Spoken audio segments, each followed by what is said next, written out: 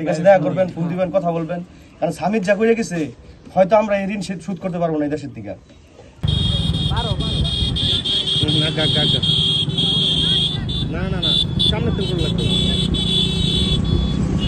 বৈষম্য বিরোধী ছাত্র আন্দোলনের জীবন উৎসর্গকারী সামিদ হোসেন ও আহত সজীবের বাসায় সৌজন্য সাক্ষাৎ করেন ময়মনসিংহের মুক্তাগাছা উপজেলার মেধাবী ও পরিশ্রমী ছাত্রদলের ছাত্রনেতা হাফিজ ফরাজি।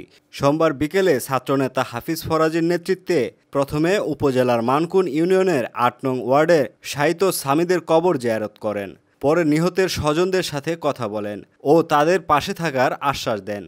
হাফিজ ফরাজি একই দিন আরেক ছাত্র আন্দোলনে আহত সৈনিক সজীবের বাড়িতে যান। হাফিজ সেখানে আহত সজীবের মুখে ওই দিনকার বীভৎস ঘটনার বর্ণনা শোনেন। এ সময় পরিবারের খোঁজ নিয়ে ছাত্রনেতা জানতে পারেন আহত সজীবের পরিবারটি নিম্ন মধ্যবিত্ত একটি পরিবার, যার সহযোগিতা প্রয়োজন। এ সময় ছাত্রনেতা সাহস না হারানোর পরামর্শ দেন এবং বলেন সব সময় পাশে থাকবেন। এমনকি নিজের ফোন নাম্বার সরাসরি তার হাতে তুলে দেন ও উপজেলা সহ স্থানীয় সকলকে তাদের পাশে দাঁড়ানোর আহ্বান জানান এই ছাত্রনেতা। আমরা মোটামুটি যা করণীয় আমরা লেগে করবো, ওর নাম্বার দিতেছি, আমার সাথে যোগাযোগ করবো।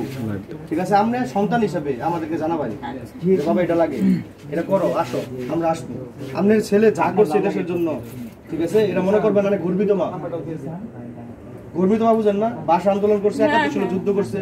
আপনার ছেলে ৫ই আগস্ট থেকে শুরু করে ৫ই আগস্ট দেশ স্বাধীন করছে, এর আগে আন্দোলন করছে, আপনার ছেলে গুলিবিদ্ধ হয়েছে, অসুস্থ, তারা তো মুক্তিযোদ্ধা, তারা বীর মুক্তিযোদ্ধা। আপনার ৫২, ৭১, ৫, ঠিক আছে, ৫ই আগস্ট সব মুক্তিযোদ্ধা। কিন্তু যারা আহত হয়েছে, নিহত হয়েছে, তারা শহীদ।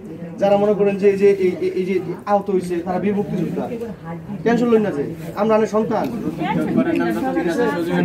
আমরা আনে সন্তান, কোনো টেনশন নেবেন না। ঠিক আছে, এই আমরা সবাই ছাত্রদলের কর্মী, ছাত্রদল করি আমরা। আমি সবসময় আমাদের পাশে আছি ইনশাল্লাহ।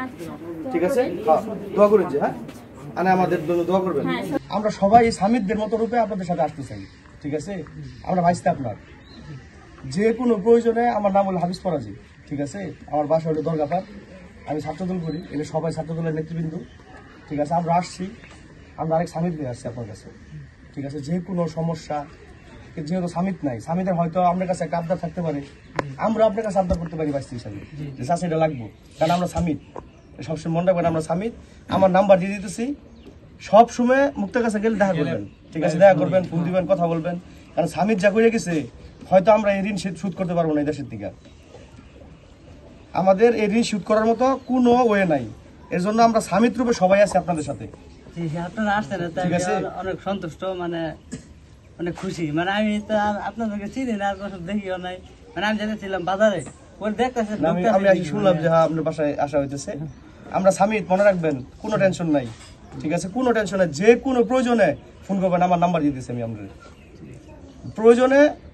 প্রয়োজনে সামিদ যা দিব আমরা তাই দিব আপনাদের। ঠিক আছে, আপনি আমাদের চাচা, আমরা সামিদ, এটা মনে রাখবেন।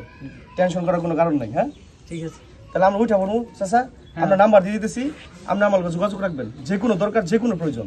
এদিকে নিহত ও আহতের স্বজনরা দেশবাসীর কাছে আহ্বান জানান সারা দেশে ছাত্র আন্দোলনকারী সকল পরিবারের পাশে থাকার।